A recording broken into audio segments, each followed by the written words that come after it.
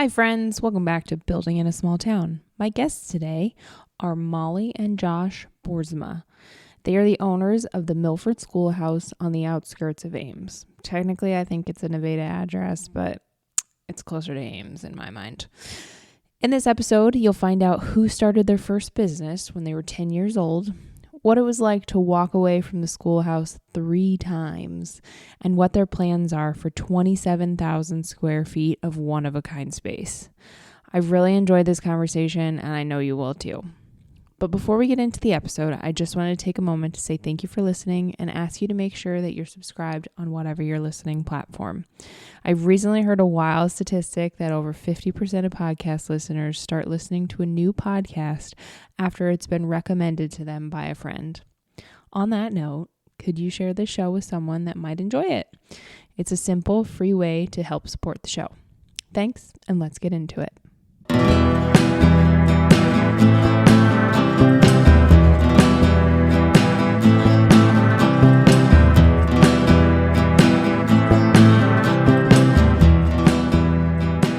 Welcome to Building in a Small Town, where we're talking to entrepreneurs, community leaders, policymakers, and more to find out how they're building things in small towns. I'm your host, Shelby Smith.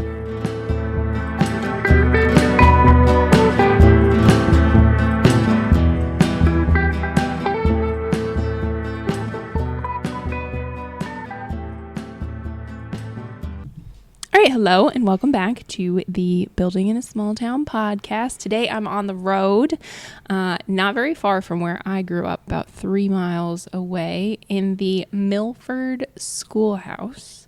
I am joined by the husband and wife team behind the Milford Schoolhouse, Mollie and Josh. So thank you guys for joining me today. Yeah, we're excited to be here. Yeah. We're in the small town thing. Yeah, you're not even in a town, you are rural. Yes. Right, rural, but now we're connected to a small town. I grew up in a small town, and so it's fun. Nice to be back. Yeah. So I teased you a little bit before I hit record and said that I have some history with this school. And yeah, I said, we're waiting. I said, I bet you that you've not met someone that has this history with this school.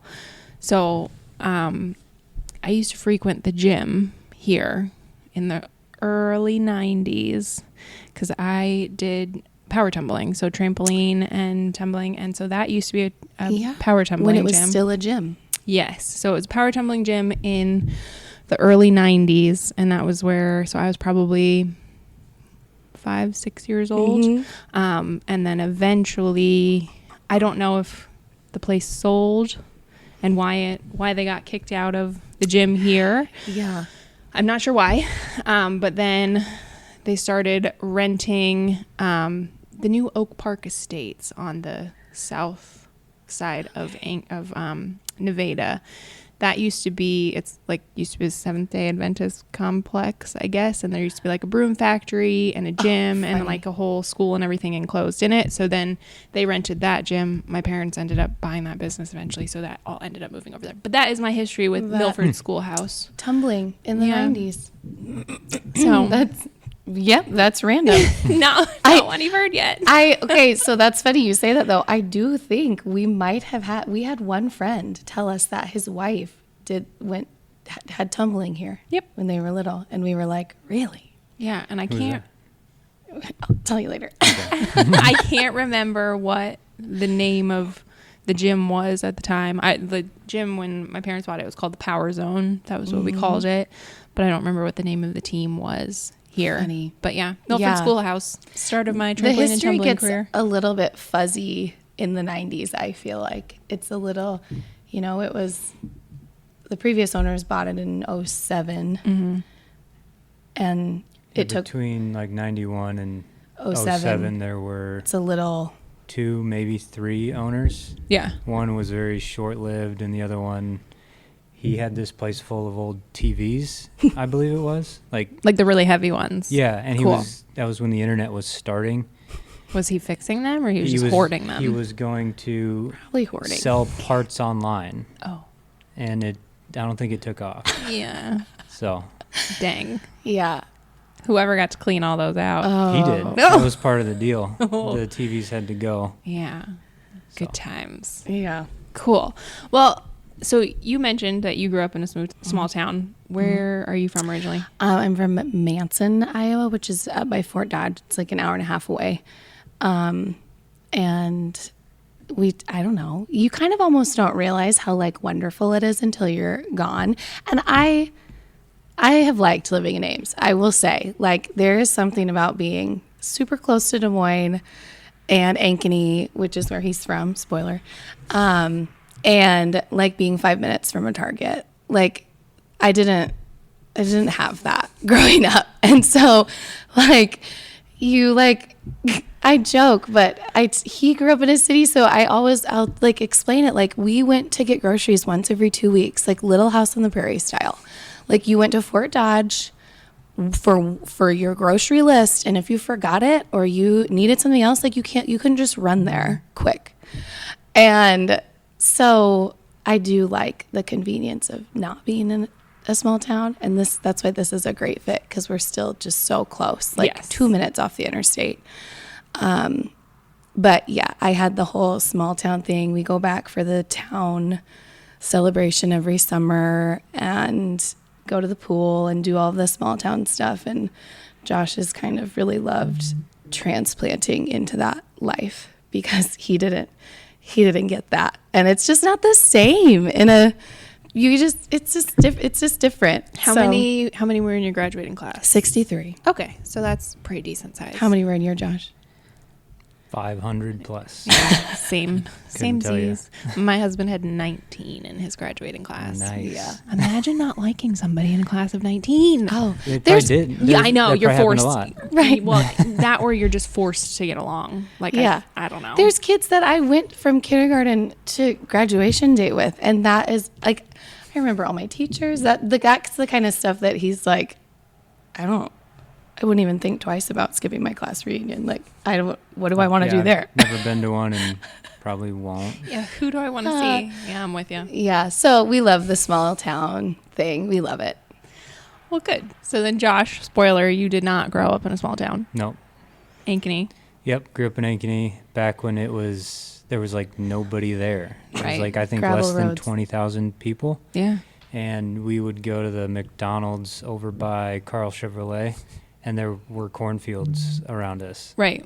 You go there now, and it's quite a bit different. Yes, you have to drive a few miles at least to get to a cornfield Yeah. from there at that point. And avoid it Yes. during the noon hour and like that. Whoever designed Ankeny and Ames did not design it well for getting across town.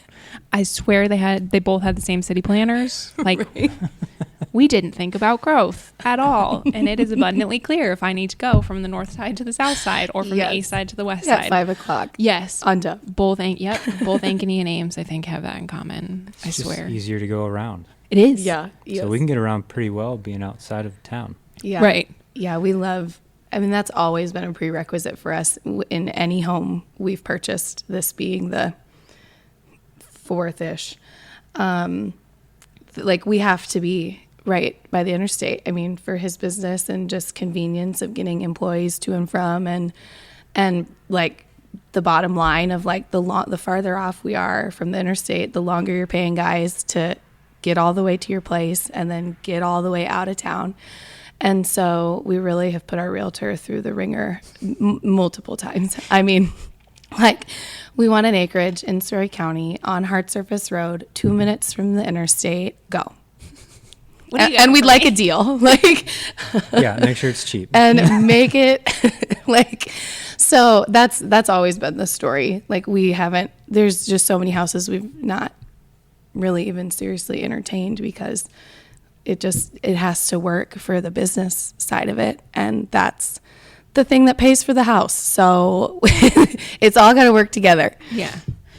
Okay, so you, Manson Northwest Webster, right? Would have been the Yep, school you're that you came good. from. Yep.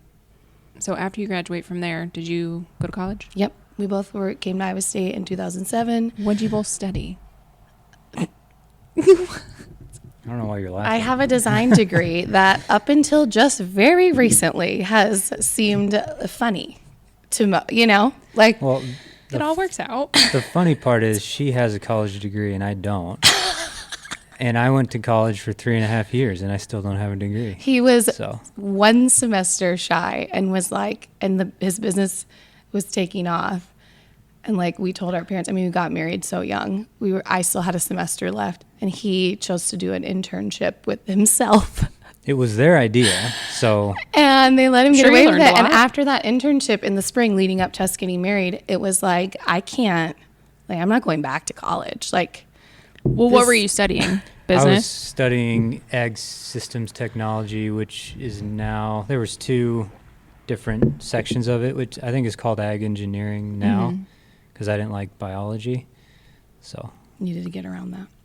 So yeah, that took off, and I finished up my design degree, which I would have shifted to like an event planning, decorating degree, but you couldn't even declare that until like a certain ways in. So they were like, well, you can change, if that's what you're interested in. I was like, no, Yeah. I'm not paying you any more money for any more semesters. We're going to be done. Yes. And yeah, so came to school in 2007, met at Salt Company within the first weeks of college, and got married in 2010, June. Okay. So then when did you start your business? And sorry, please declare your business. yeah, it's Boersma Lawn Care. Okay. And we do property maintenance. I started it when I was 10. And I thought you'd like that. Little have, hustler. yeah, I still have my first customer. A And, handful. Yeah, my dad incorporated the business because I was too young. And yeah, so it's been 26 seasons. All right. now. When you're 10, did your parents encourage you? Were you bored and wanted to make money? Like what, that's not an average 10-year-old being like, I'm going to start a lawn care Well, business. he'd done some other things. Sure. Yes, I tried some other career paths. By 10. Yes. I don't know. I just wanted to make money, I guess. Okay. Money meant freedom. And you can buy candy whenever you want, stuff like that. Don't have So, to ask for it. Yeah. Well, yeah, I think that was a motivator. He was like, my parents they had 4 kids, and Yeah, we were not rich. right. And so to ask your parents for a Mountain Dew at the concession stand, he wanted to be able to pay for his own Mountain Dew, Yeah. because his parents would say no. Same for me also. Yeah, I'm just a little hustler, like you said. All right. So you start this when you're 10, I 10. assume, with like push mower This and is a cute part. and Well, a I rake. started with a push mower, and then I got an old Dixon ZTR zero-turn mower from my grandparents' farm. By the time you were 11? I couldn't tell you the timeline on it, but Okay. it was not in good shape. Like, it would shoot fire out the muffler and No big deal. burn the yards a little bit. Okay, but you're leaving out the part that is your mother is a better mom than I am. Yeah, my mom used to drive me around in a 96 Windstar and sit and read books While while you I mowed lawn. In the dead mowed. of summer, like she'd put the window down and stick her foot out the side and read books and just wait for him to finish mowing that stretch. Amazing. That's Good times, yeah. like Do you for you. do you remember at age 10 how much you were charging per lawn? Oh, like $10 maybe. Way underpriced. Oh, yeah.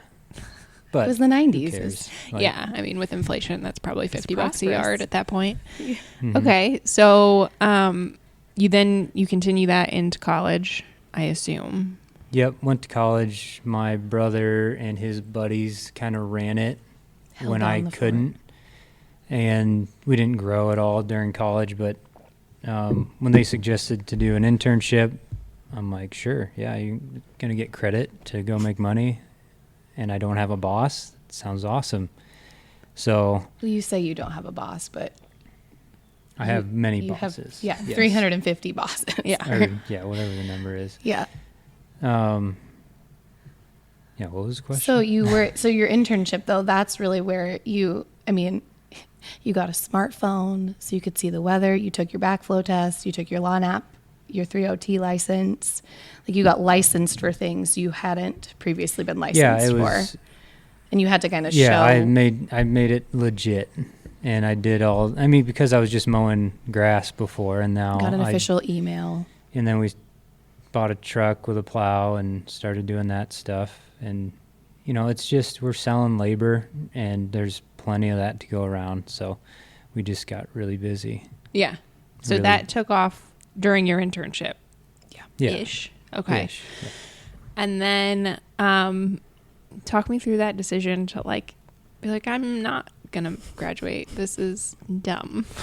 This might be an additional waste of money. The pairs of parents I remember were not like overly thrilled. Naturally. Like, you know, we'd been married like a minute and we were buying a house. Like, but we bought a house 2 months after we were married, and you were not headed back to college. And I don't know. We just were like, well, doing it. And at this point, are you based in Ankeny, or where are you based? Yeah, all my customers were still in Ankeny. 100% of the customers were in I Ankeny. commuted back and forth, and between then and now, it's evened out. Actually, there's more in Ames now, just out of convenience. But yeah, we still have a good customer base in Ankeny. I'm going down there this afternoon to show the subs all the snow removal accounts, and Yeah. So we're in 2 cities, and I think the main, just back to that question, I think the main thing that I remember you telling your dad was like, I can go out and I can make money. I'm making more money than I was making in college. Like, or I can like just shell out another $5,000, $6,000, $7,000 for a semester or whatever it is. For a piece of paper that I clearly don't need. Yeah, that's exactly. He's like, I'm not. And I think if I had that piece of paper, I might have considered getting a real job, and I don't think that would have worked out. Probably well. not. So I it don't would have slowed think- me down. Self-employed since 10. I feel like that. I don't think you're built for it. I have a problem with authority, maybe. Maybe. I don't think Potentially. you would know how to like fill out a W, whatever it is. I Like did it once. for an employer to be like, fill this out for your paycheck. Like you've never really had to do. I had to call my mom. Yeah. It's fine. She helped.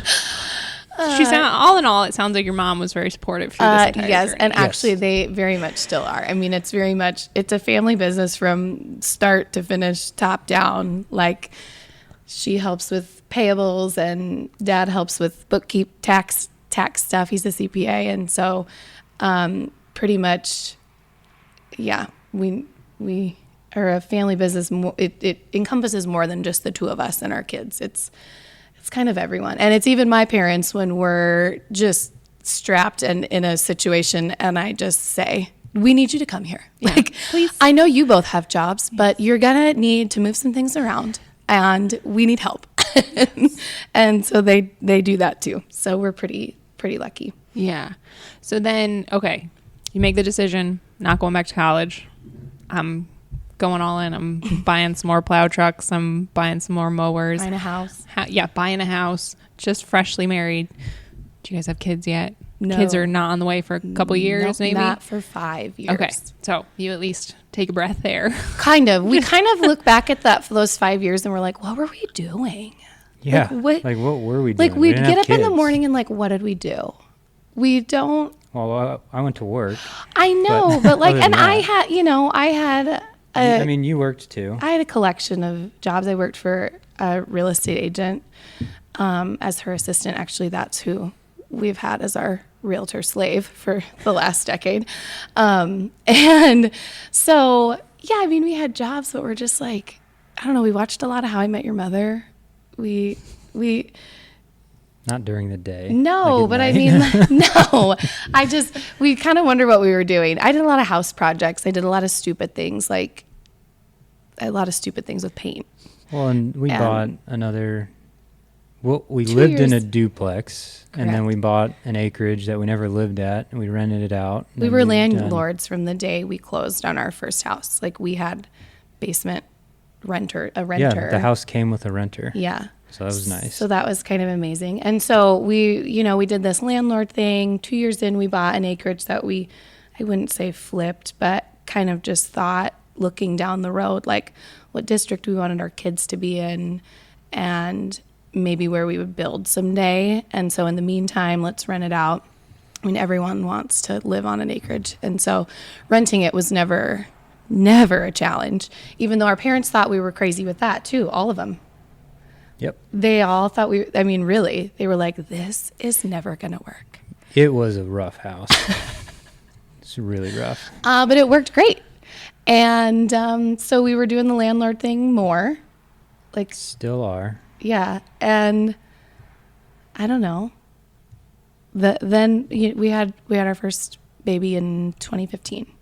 So that's kind of, he was doing his stuff. I had a real job. And then when Maverick was born, Maverick and Josh Boersma at Boersma Lawn Care became my full-time jobs. Okay, so at that point, how many employees did you have? Oh, 3 to 4. it's fluctuated so much. I don't know. There's been times it's just been me. In the time frame from when we got married till now, like all the way up off-season. to like probably 15. Never like 15 full time. So I mean, it fluctuates. Like we had 12 guys during COVID. COVID hit, and then everybody changed their life plan and moved home or moved out of state. Everybody just left. So we hired everybody who applied the next year, which was, I think the most we ever had was 4 people at a time. So that was hard, but we figured it out. But back when, just reverse a little bit, when we own that home in town, Josh is running his business out of a double car garage with a shed attached, like a lean-to.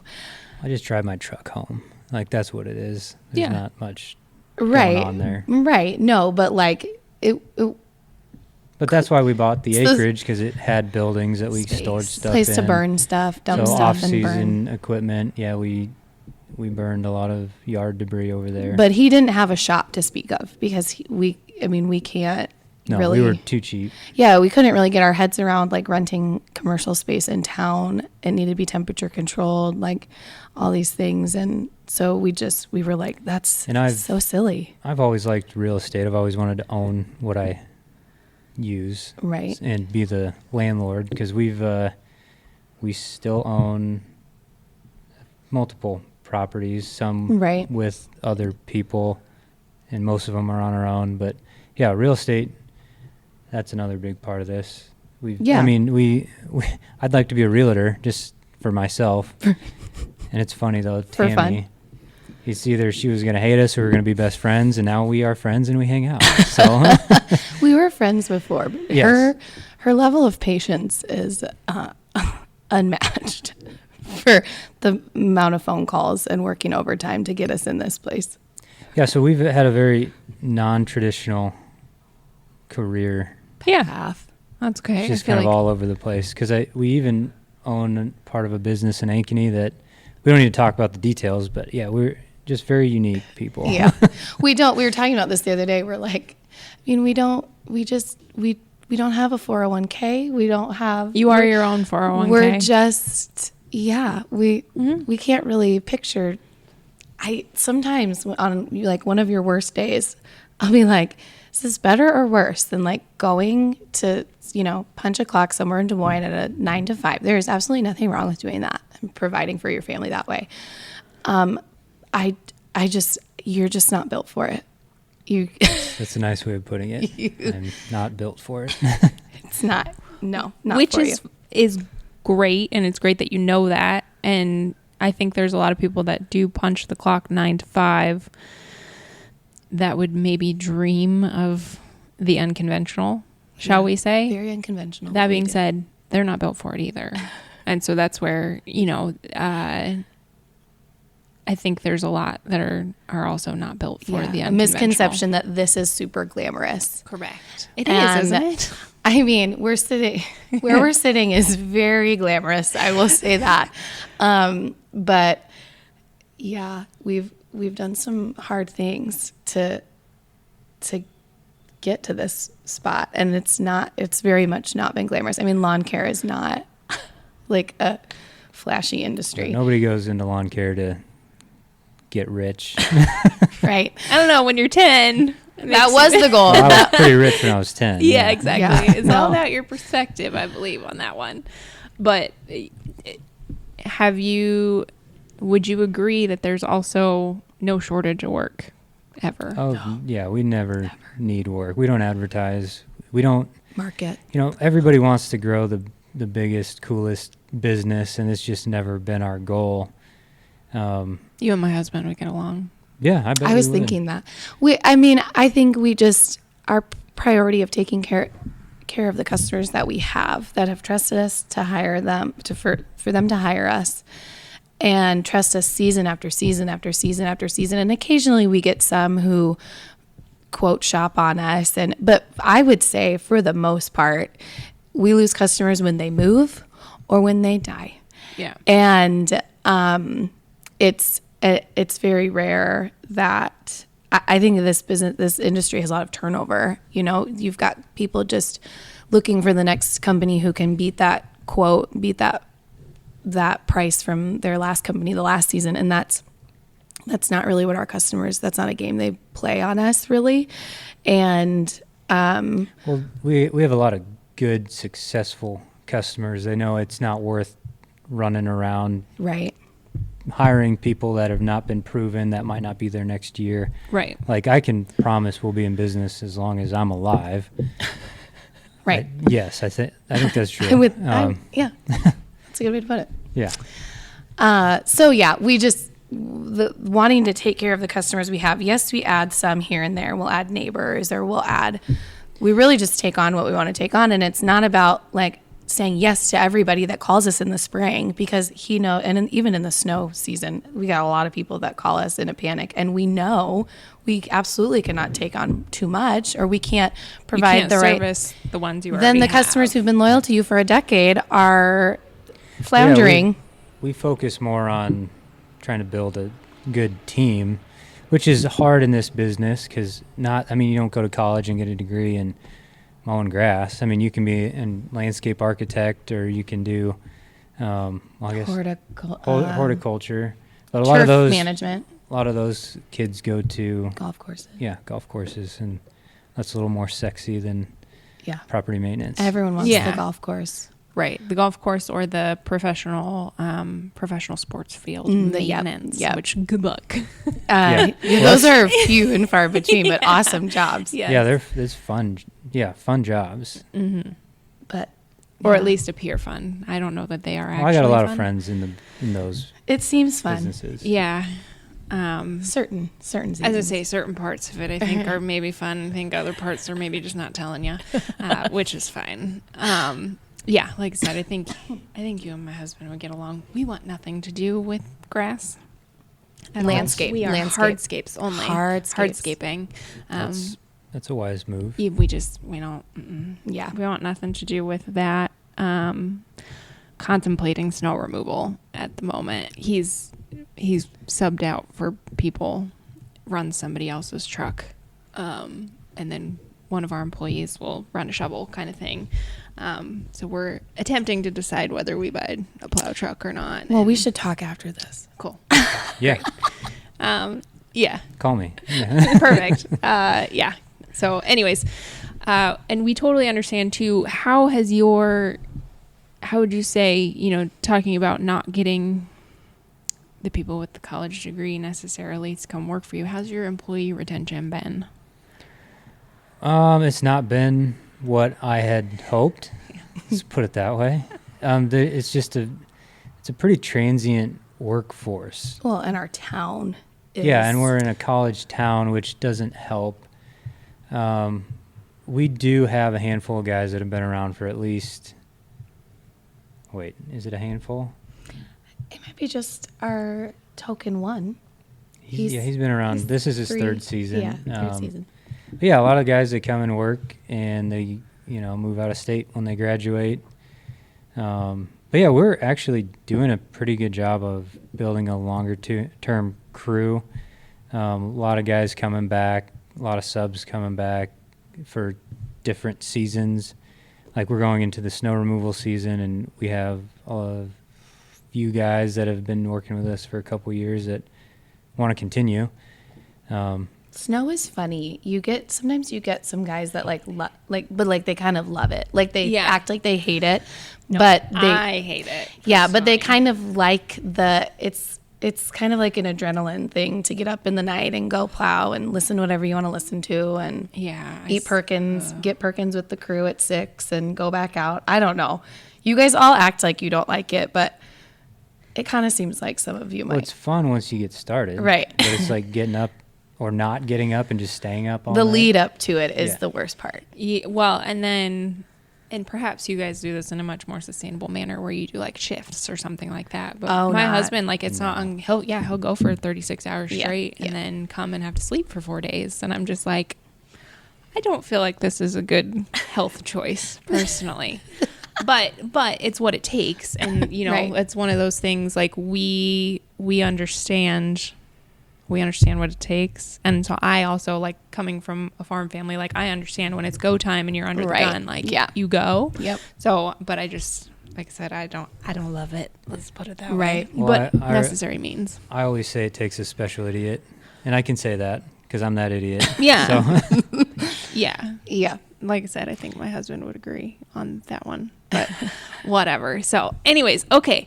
So your lawn business is off and running. You got employees. You guys have started growing your family. So then did you end up staying at home? Mm-hmm. Okay. Yep. When I told our realtor that I was pregnant in January, she's the first person that I told before our parents, and she cried. So yeah, that was fun and it was great, but I just knew that I couldn't. I mean, he very frequently calls me and says, I need this and I need this and I'm in Ankeny, or I need this and I'm across town, and or I forgot my hammer drill. Can you please bring it to me? Oh no, I get that call too. Can you stop at Van Wall and bring me a part? And so I was kind of already doing that. Like my realtor was flexible enough, just because that's how real estate is. You're running and doing errands and all over the place. And so I was kind of able to do that, but knew I couldn't do all three. And yeah, I keep you pretty busy. Yes. So yeah, stayed home, took over the invoicing more than I had been doing. And as you've gotten busier, that's a much bigger job. It's not just some weekly mowing that's the same every week. It's lawn apps and seasonal work and all monthly contracts and just different stuff like that. So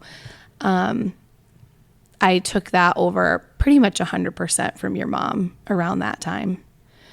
And so we had Mav. We were still in that little house with a double car garage, living on top of our renters.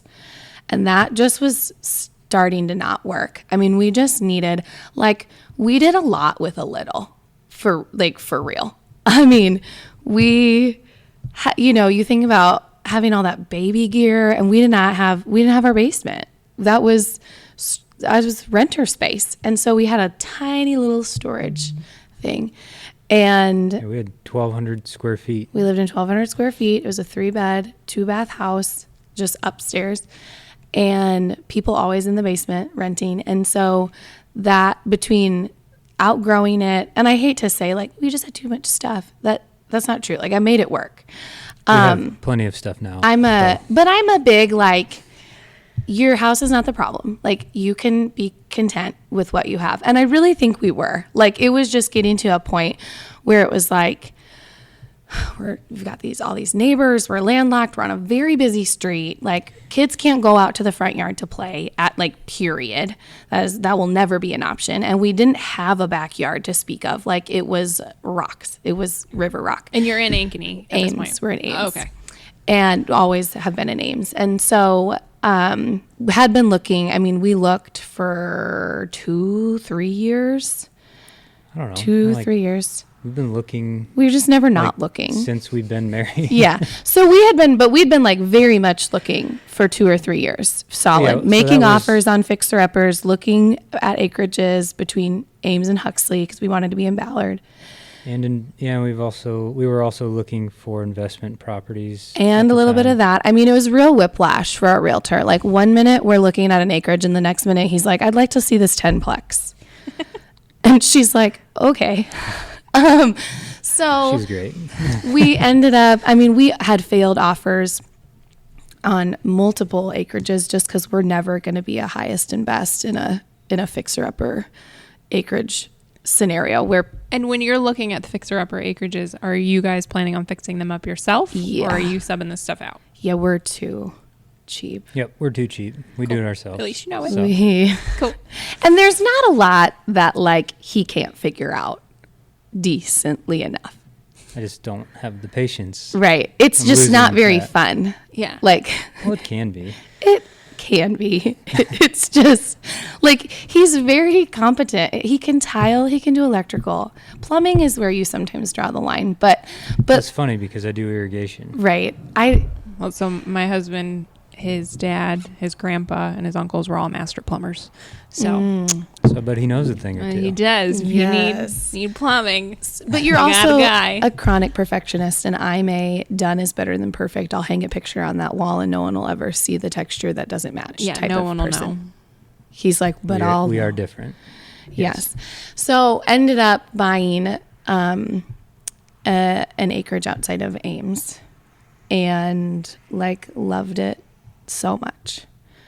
But it was nasty when we bought it.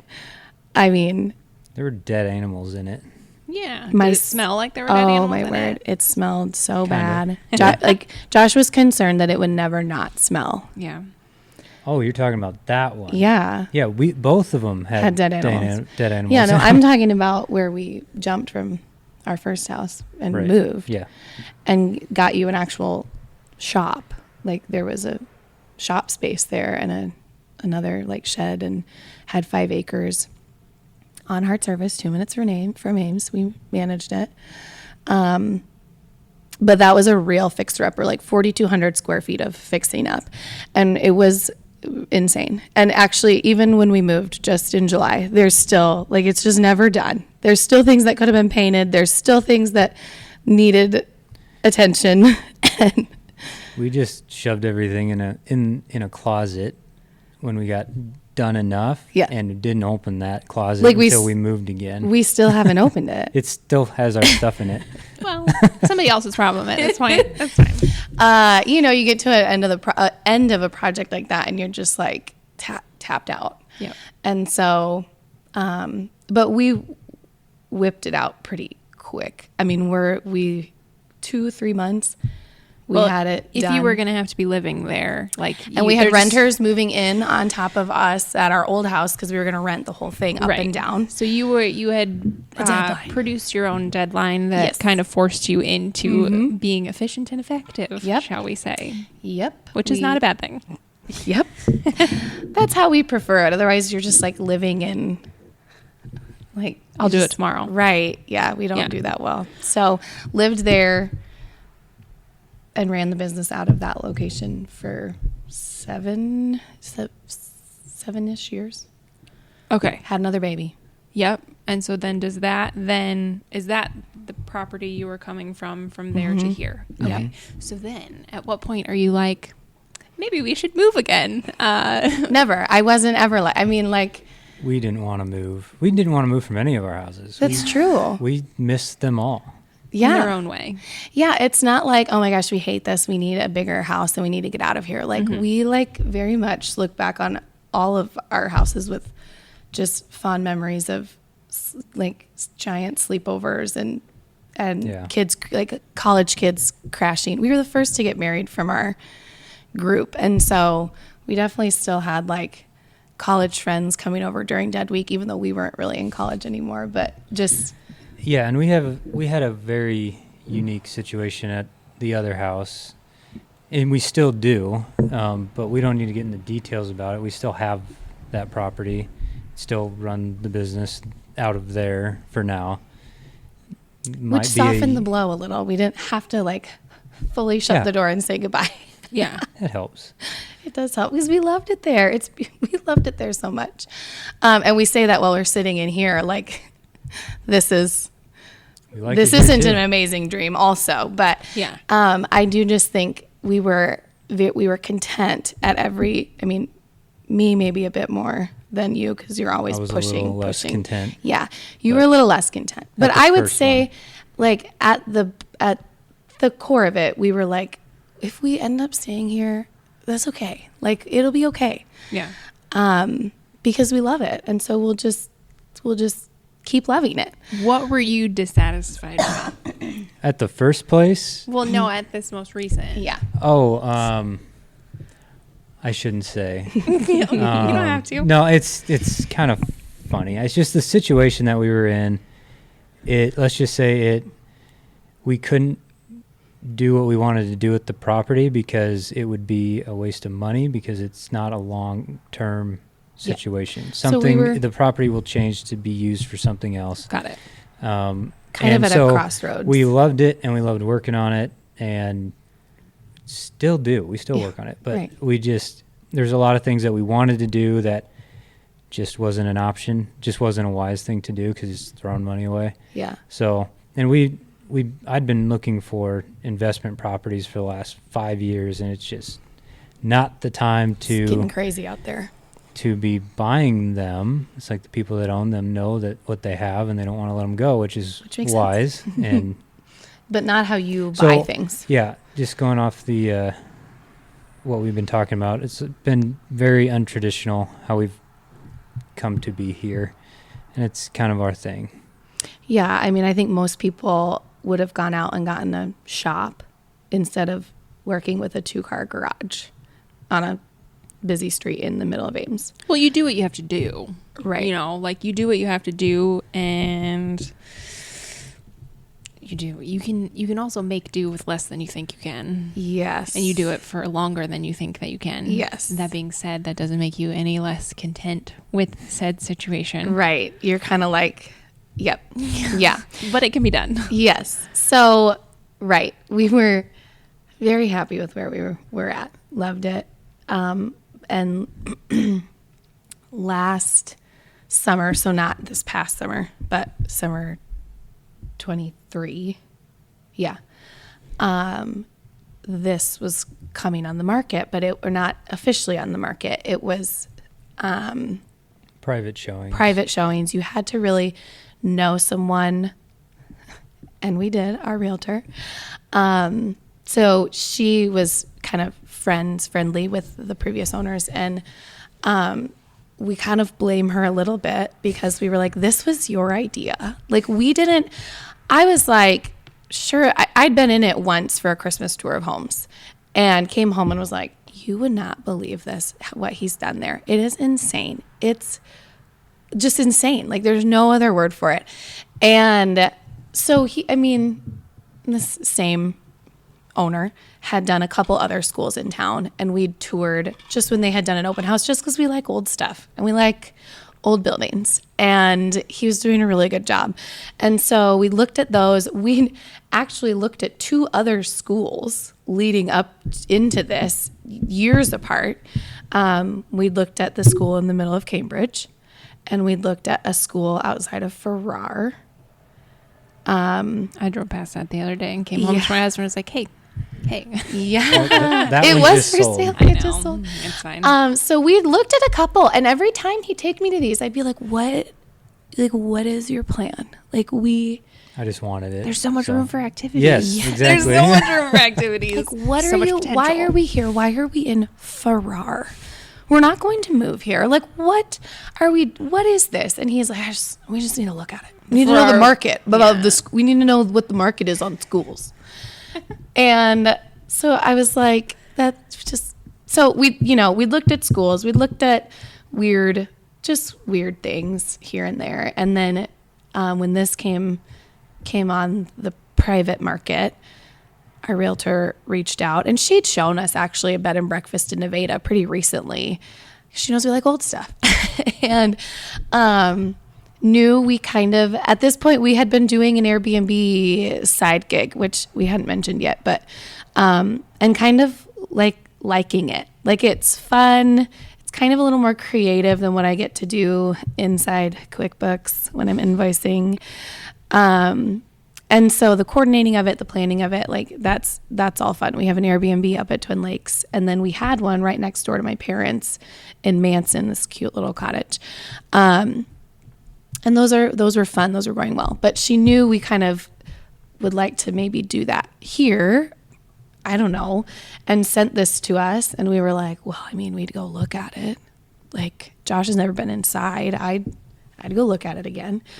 And so we looked at it in July of 23, and Josh just literally would not shut up about it.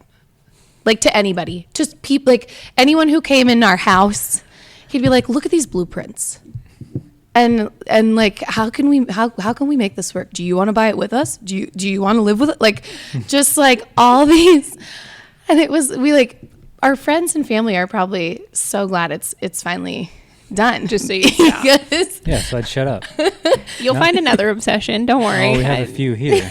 Yeah. So. We just wouldn't. And I'd be like, what are you even?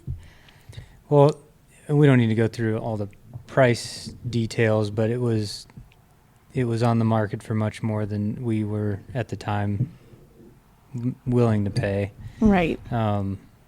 But worth it. Absolutely. Worth that. Absolutely. Worth what they listed it at. Yeah.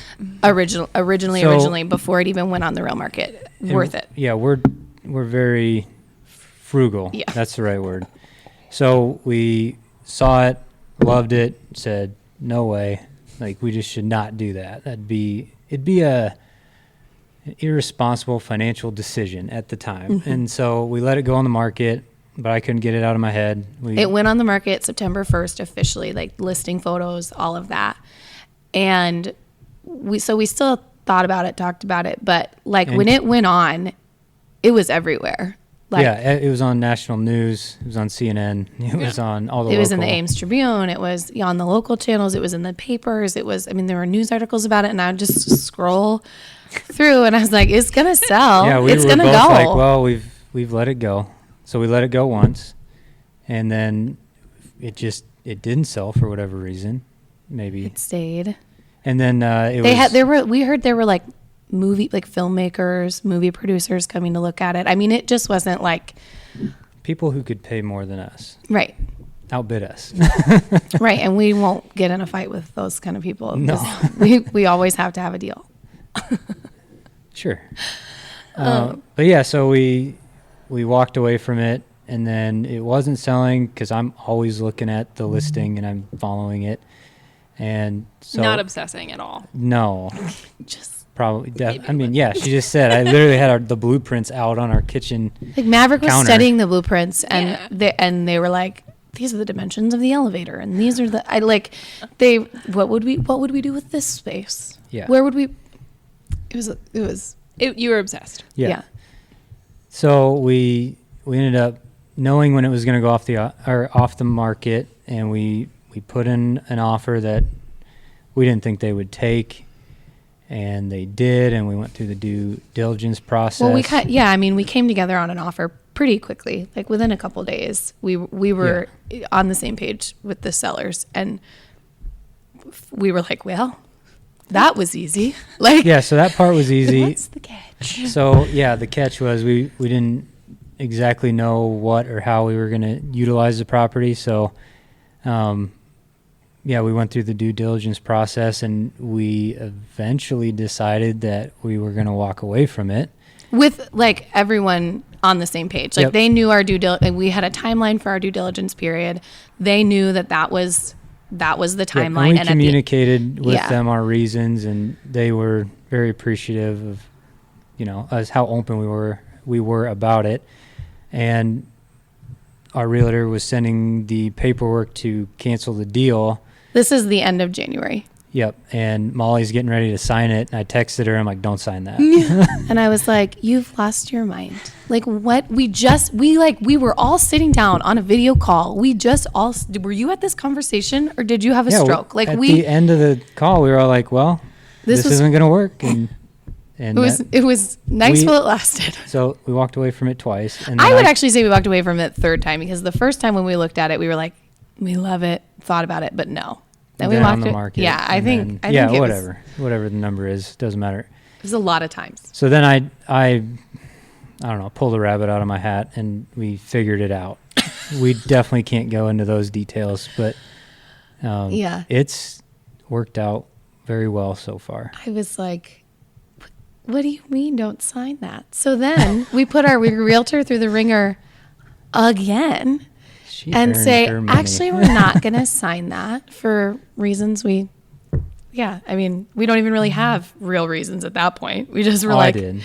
okay, but the sellers were very willing to work with us. They, they it hadn't wasn't, had any other offers to my but it knowledge. was also off the market. Yeah. Okay. So, well, was your change of heart? We don't have to talk about details of it, but was your change of heart a like, oh, I think I can see a path forward of what we do with this property, or was it like financially we'll figure it out? It was like Both. we're moving. Like both of them. Like something clicked, and we were like, we need another spot. Yeah. And we're so interestingly unique in what we like, and it's like we would kill ourselves if we didn't buy it. Yeah.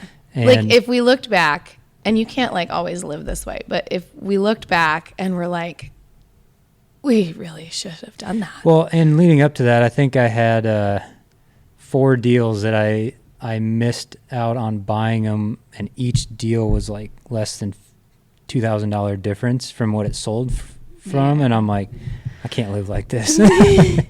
We can't do it again. So, yeah, but the path to, okay, we've kind of pivoted our plans for what we had originally been thinking. And what were you originally thinking? We weren't going to live here. No, we were going to Airbnb the whole shebang. shebang. And just continue living on the acreage that you guys were living on. Just Okay. buy us a little bit of time. That's a little bit closer to Ballard. Maybe we end up moving here in 10 years or something like that. But when that really just wasn't going to pan out, we were like, well, we could just live there, I guess. And so changed we all our live plans. here. But the path to doing that, I mean, we had 2 properties to then list and sell. Like, we need to we were going to offload the Airbnb in Manson because that was a cute, fun little hobby for me for a year and was just starting to take off exactly like I thought it would. And it was fun. Yeah, it was fun. But we needed to simplify if we were going to do this. And so sold the other acreage that we had flipped kind of and rented and had eventually thought we'd build. Sold that. So they and everybody knew we had a lot that needed to fall into place before we could close and move forward. It was just, closing on one house is like kind of a lot. Yeah. But listing and selling multiple houses and then buying a house, it was just mayhem. Like, this has to be notarized. This has to be signed. This lawyer over here is doing this. This lawyer over here is doing, like, I can't even. And then we have soccer practice and like kids that have parent-teacher conferences. And so, yeah, it was. But when July 9th arrived, we were very much like ready to, like, we were ready to move. Not super sad, nostalgic, and like, oh, we missed that, but like ready. Yeah. It was time. So you call your realtor, tell her not to sign the, hey, we're not doing this in January. Yep. When did you reach your final agreement? End of February. Like the last day of February. Okay, so end of February. So then it goes from think. February until July is when all of the other stuff happens. Which that sounds like a long time. I don't think it's that long. It's with Well, everything. yeah, we had somebody essentially agree to buy one of the properties and then backed out. Yeah, I love that. So I had to sell that one twice. Yeah, that's always fun. But our Manson one, I sold our Manson one basically sight unseen the first morning that I posted it because the mayor shared it and it was basically done. I think I could have sold that house 3 times. Oh, yeah. We should have asked more. Hindsight's always 20/20 on that. No, I'm kidding. Like, The gal who got it, she's perfect. It's for all it. worked out really well. So yeah, July 9th, we moved. Here we are. And we had, day one, it was like, so we moved our whole house up 4 flights. Good times. And so moving is a lot. It was just funny. Moving an entire acreage and a large house. This property came furnished, in fact. So, and I had spent the whole spring like decluttering and selling stuff. But we were even a little surprised at how, we thought we'd mentally prepared. That last set of stairs really gets you. Like you turn around the corner and you're like, oh my gosh, more. There's more stairs. Yeah. And really is a wake-up call to how out of shape I was. so moved, but like day one, I'm like moving suites around and like decorating them because I want them listed as quickly as possible because you're looking toward, students are coming back. There's football season coming up. Like, cash flow also. yeah, like hey. and I know, and we really wanted to list it sooner, but they weren't super comfortable with that, which is fine. But I just knew we needed to do that like right away. And so, the day after we moved on, and the moving is still not done. So like I say, like we moved. That closet I was telling you about still has stuff. So we move on July 9th, and the next day, my photographer, who's our cousin and very best friend, is coming in to shoot that first suite. And so I had hung pictures on the walls, the beds were made, the pillows were fluffed, like that. Like everywhere else was absolute chaos, but that room looked perfect and was ready to be photographed and listed on Airbnb.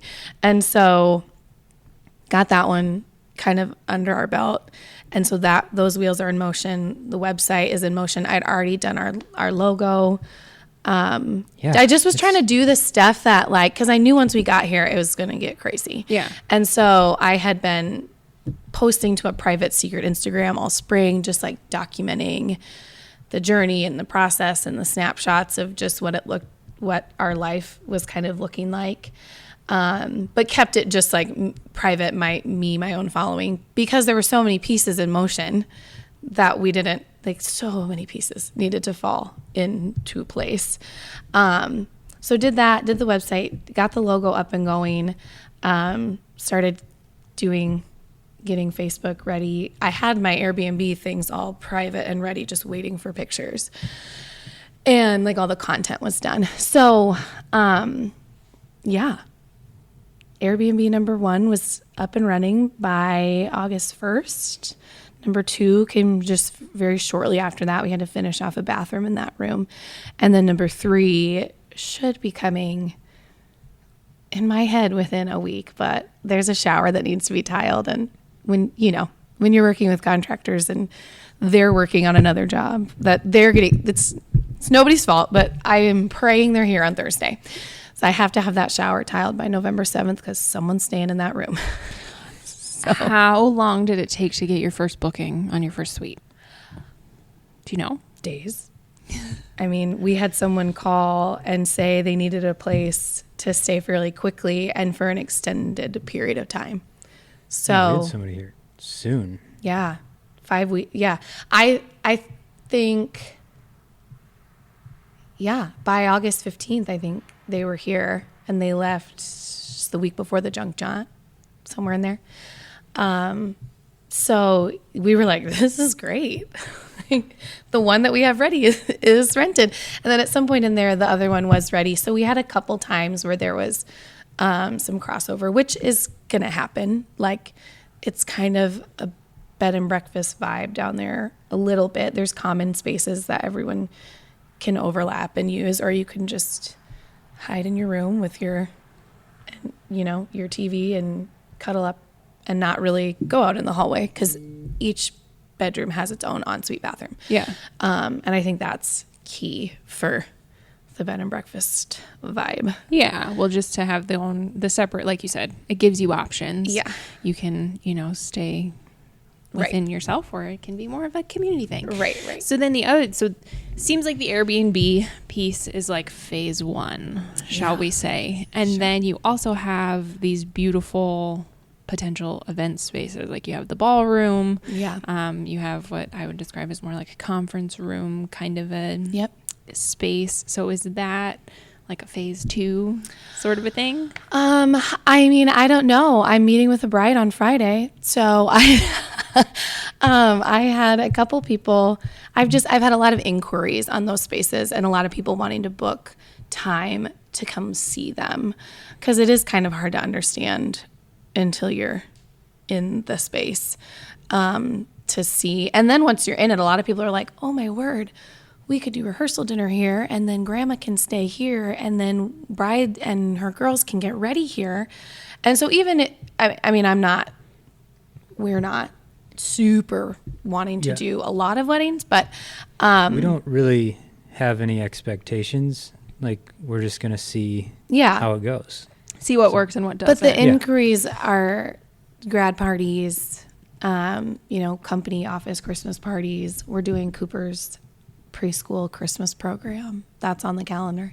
And we had a church group here, a youth group here last weekend, a women's group that wants to book the ballroom in the spring for their retreat. So I think there's a need for that kind, like some reasonably priced space in our area, because I know what I want to pay and what I don't want to pay for a baby shower, for example. And so I'm trying to kind of work within, I'm trying to make it something that I would want. I would want to come host a party here. So yeah. That being said, do you think you are your own target market? I don't know. I've had a lot of parties and a lot of showers in my day. So I feel like yes. We are, because if nobody comes here, we can still use it. Right. So it works out. Everything we will take on we'll have to really think through, like, the impact, and are we around, and how much traffic is it going to be? Is it like it'll need to be a good fit because we live here. And so, yeah, I don't know. We're still figuring it out. Yeah. But it's coming. I mean, we've had stuff in there, so we've had the whole floor rented once, and multiple times. Last week the whole floor was. See, I don't even know, and I live here. So yeah, I've got the whole floor to flip before our ribbon cutting tomorrow. Oh, your ribbon cutting with the Ames Chamber is tomorrow? Nevada Main Street. Okay, very good. Yeah. The only reason I ask on the "Are you your target market" piece is don't talk yourself into cheaper price, because you wouldn't pay more. That's a good point. That's a good, yeah. I have to do it with my husband all the time on the landscaping thing. Like, right. You are not your target market. You are not someone who would pay $20,000 for a patio. Oh, right. Yeah, so, we're not. Please, when you make that quote, don't think of it that way. I see what you're saying, and yeah, that's very true. Because Yes. that's why I do everything myself, because I wouldn't pay for it. Correct.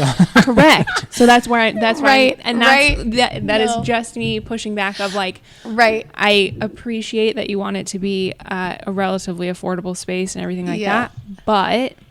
And I want it to be used, And you do want it to be used, and I Yeah. appreciate that as well. However, you may not be your own target market. Yeah. All I'm saying. That's why we did the other Airbnbs, because we don't want to go rent somebody else's. We want to have our own. Right. And Yes. now the Airbnb at the lake is so busy, we can hardly fit up there. Yeah, we can't get up there as much as we'd like. Which is okay. Which is fine. Yeah. We've like not been busy or anything here. Yeah, nothing going on. So it's fine. Yeah. But like I said, that's just my 2 cents Yeah. of, like, No, when that's you a think good about point. pricing it, you may not be your target market. Right. And that's okay. Like, you may have thrown different things, but with the space, with the canvas that you have, Yeah. It's unique. It's unique. It's something that, like, if somebody's hiring a party planner, which you would never hire, you know Also what I'm saying? true. Yes. Also true. So if somebody is the type of person that is going to have someone set up the entire shower and Yep. everything, they don't Yep. care. Right. Yeah. That's true. Just something It's a good point. to think of for what it's worth. Yeah. Maybe more money. Larger cash flow. Yeah. So yeah, so you guys have quite the journey to get into this space. What's been your favorite thing so far? I don't know. People ask us questions like that all the time. We never know. A favorite thing. Yeah, like, is there, I don't know, has there been even if it's like a favorite group, a favorite, I don't know, you have a favorite room up here, it's a favorite Something something that's super unique. It's all of it. I agree, but like, The whole is thing. there one particular thing that you feel like doesn't get enough appreciation from people? The basement. The basement. The basement's mine, and I love it. I think people ask us all the time, like, when you're in here, where do you sit? And we're like, we don't Wherever we sit. want. Yeah, who sits? Who's sitting? Who has time? Who's like spending all this time sitting? I don't know. It's like It's all beautiful. They did such a good job. So, okay, I have an answer. It very much felt like we were moving in to someone else's house. I mean, these are their couches. They're not mine, but they're their couches. This is a table they built themselves. Yeah, they The built rugs are theirs. A lot of it. Those plants over there they left. I mean, so I really felt like we were just, for the first week or so, it felt like we were just like transplants living in a someone hotel else. or Yeah, an Airbnb. right. Like our kiddo rooms turned out really well because we basically just brought exactly their stuff over here, and those were a blank slate, and so I felt good about those. But from like a decorating and like, do I call myself a designer? I am. I'm gonna do it. From a design perspective, like I just felt like, what are we gonna do? Because it's so beautiful. You don't want to just clutter the walls up with stuff. So when he was here for a meeting, he was like, are you guys settling in? And I was like, I just had to put some holes in the wall and like hang pictures of my babies on the wall and get a family canvas hung. And over there, we have like just a hunk of junk, like a metal piece on the wall. And so once we did some of those things and the dogs arrived finally, because we had to dig their fence, like some of those things kind of fell into place. And so it's like every little piece that we've done, when the chickens finally come and when our playground, the place that came, that all has made it feel like ours more than just living amongst someone else's things. It felt like home pretty quickly for me. I don't know. I had been kind of imagining it for a while. Obsessed. You had Yeah. blueprints after Yeah. all. We had been imagining imagining it too for a long time, but it's still, there's just something about like, I mean, once that piano finally arrived, that made you so mad. Like, Yeah, we're never moving that again. that piano, whether we own this school or not, until the day we die, that piano will never move. It's staying. Yeah. Well, so my husband and I have been in our renovated building for a year now. And I would say and I decorated all of it. Maybe that's why my husband felt like it was a hotel, possibly. So that's where, like, it was our house. I made it our house, essentially. But yeah, it felt like somebody else's. Yeah. For quite some time. And like I said, I decorated it. Well, and he's like, why are you doing that? Why? Like, I was like, I feel like we're walking into like a hotel. Yeah. I want it the to. idea, Yeah. He's right? like, I like that. is the And I point. was like, no, I think we need a family picture on the wall. Like, It needs to be home. that's not, and it's a very different, we bring a different energy to the space, we've been told. We've been told, by like very quickly. Somebody in a told very us. nice way. But like week one, a friend came over and he'd done some work on the school actually, or a lot of the work. Most of it. And he goes, and he was not being mean. He was being very genuine and sincere. But he goes, you guys really like bring a different energy to the space, as there's like kid toys all over and like a bar cart that's fully stocked and a gator in the backyard. Like it is a very different energy than the previous owners. And it's a little more lively, a little more loud probably than they Loud were. would be the better Very loud. way of putting it. So we were like, yeah, we do bring a different energy. We're a lot. But that's okay. That, it's your space now, and you are going to build it into something different than they wanted to. So it's Yeah. fine. You just put your own touch on it. Yeah. Okay, so as you guys look forward at the next 12 months, is there something you guys are like particularly excited about? Like, it can be with this space, it can be with you're going to tackle that closet that nobody's opened in however many That's years. not on my goal list. Are you still thinking? I have my answer. Well, go ahead. It's Christmas. Right. We had Christmas music playing when you got here. Yeah. never too early. Christmas Yes, is it going to is. be, well, yeah, but for those of us who decorate early to make it magical for everyone else, we have to get ourselves in the spirit, in the right mindset first. Yeah, Christmas is going to be nuts, and we're going to have to cap her time on decorating because then she could work 80 hours a week just Yeah. decorating. At least. Oh, he says that, but I think he thinks I spend a lot more time doing it and forgets that I've got to like go get kids, bring kids back, go get kids, drop Yeah, them off. We've had that conversation. I'm just poking some fun. So yeah, Christmas is going to be really fun to decorate for. They left us a 9 or a 12-foot tree. We think it's 12. My goal today is to lay it out and see what it looks like. Yeah. So our kids kind of walk around and are like, where will we put the big tree? Where will we put the Santa? Yeah. So we're excited for that. And that's whenever we look at a house and buy a house, out of all the houses we've looked at, that's one of the first things I think about. It's decorating. Where will the tree go in this living room? For me, I'm just excited about all the possibilities for projects and stuff. I have like 10 in my mind, projects that need to get done. I need to dig a hole first so we have some place to burn stuff. Well, and we like to put Maverick's trampoline in a hole. Yeah, we had lots of holes at the old place. It's just fun digging holes. We got to get the chickens moved over. I mean, you want to move some stuff around out there. I think we're just never satisfied. Like we're happiest when we're like doing stuff that makes us excited. You're natural tinkerers. Yeah.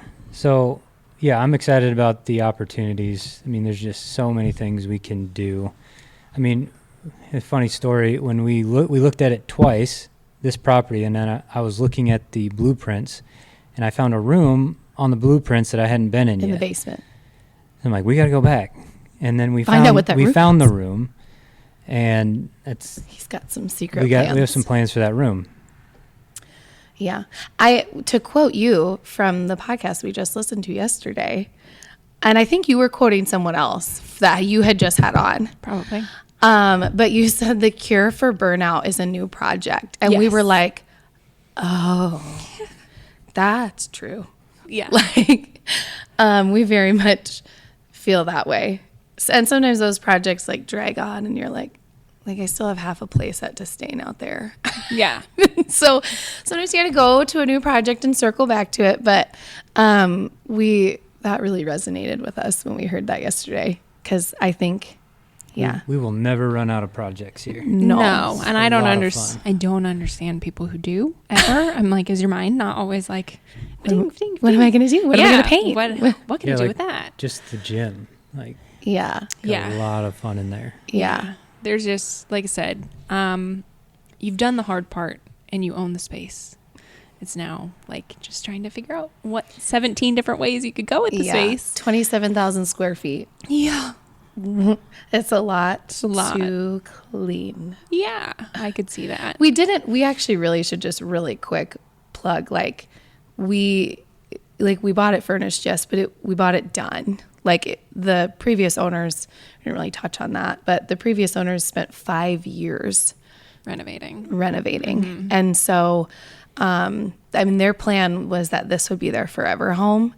And just when some things changed in their life, it was evident that it wasn't going to be and it couldn't be. And so we feel pretty blessed to be the ones to kind of steward it into the next phase of its life, because they had a lot of plans for it that, it had so much potential. It has so much potential, but just unrealized for their life stage. And so when we hear about how they did these floors and how they did the walls and just the work that it took to, we are tired just listening to it. Yeah. But we do the same thing. I don't think we would have been able to ever do something on this scale ourselves. This job would have been out of our Reach. capabilities. Yeah. At this stage, but maybe not later. Well, yeah, maybe down the road, but the sellers were kind of inspirational too. Like, just whatever was going on in their life that they shared with us kind of encouraged us to just dive in and do it. You know, you never know what life's going to bring. Well, yeah, Right. you said that a couple of times. You're like, why would we wait 10, 20? You know, if you wait too long, it's too late. Yeah. And then you spent your whole life waiting for the thing that, yes, we just decided it was now. We're still young enough and have, it seems like enough energy depending on the day. Today was for rough. you. But yeah, I felt like that shouldn't go unsaid, that we really walked into a beautifully done. It sounds like we're just saying there's just nothing but work to do here, but Right, it's that's what essentially done. It's more just opportunities because it's so the potential. vast and Yes. cool. Yes. And we kind of, you know, we want to do dumb stuff like get a cow and bring our chickens over and Have your own petting zoo in the back. It's Airbnb with a petting zoo. People are obsessed with our dogs and cats. And I'm always like, have you ever seen a cat before? Like it's kind of, we're bringing like our farm, our like acreage vibe kind of over here. Yeah. And I think that's fun. Yeah, it is fun. It is, for sure. Okay, so then you, I do want you to plug your Milford Schoolhouse Christmas ticketed event thing. Yes. So we have a couple things going on. I don't want to confuse people, but so you can find us on Facebook and Instagram, and my email and contact information is all on there, and website. And you can find you on Instagram and Facebook and all that at the Milford Schoolhouse. Yep. And so November 1st and 2nd, we have a really fun thing going on. Josh hates when I use the word collab, but that's what it is. So Brenda from JB Knacker, Gin and Tarnish, Public House is coming to do coffee in the morning on Saturday. Oak Lane Candle Company. I mean, there's more. The list is much longer than that. Gravy Home Goods. They're going to kind of do a little pop-up here. And Friday night, November 1st, from 6 to 8 is that ticketed event. And it's like a make and take wreath workshop with dried natural material. You can like take it harvesty and Thanksgiving vibe, or you could take it in the Christmas vibe if you wanted, because I know when you do Christmas in November, people can get mad. But then it'll be like a private shopping experience. We're going to cap that one at 40 people, so it doesn't get too big for the wreath making workshop, and there'll be snacks and sangria and stuff like that. And then November 2nd is open to the public, no tickets, open for vendors, shopping. It's kind of the first, in my opinion, it's kind of the first look at their Christmas stuff. A lot of them wouldn't have Christmas in their shops yet. Maybe on that weekend they would, but they'll have all their Christmas vintage handmade goods, and just, I think it's going to be really fun. It's not, you know, I like old stuff and I like vintage stuff, so I think it's a good mix with who I have coming.